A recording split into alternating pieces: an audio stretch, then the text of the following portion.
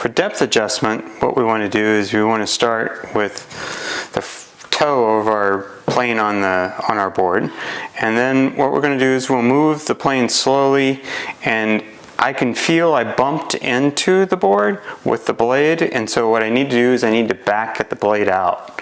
So I don't want the blade to be engaged with the workpiece at all, and now I've backed it out just enough, and I'm not touching at all when I go across the surface.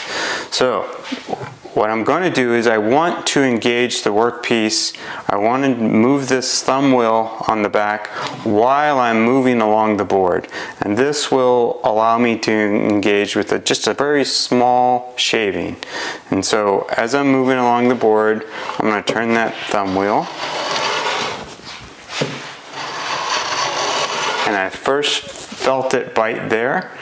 And so I'm going to try that a couple of times. And I'm just barely getting anything, so I'm going to adjust it a little more while I'm moving. And now I'm starting to get some very small shavings.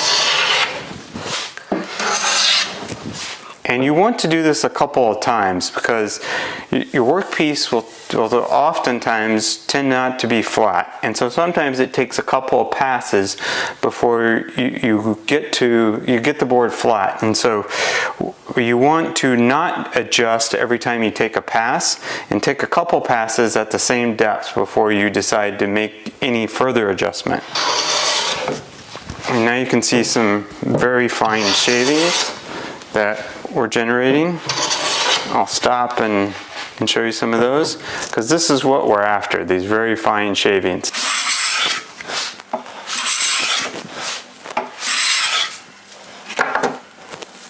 You can see through those shavings.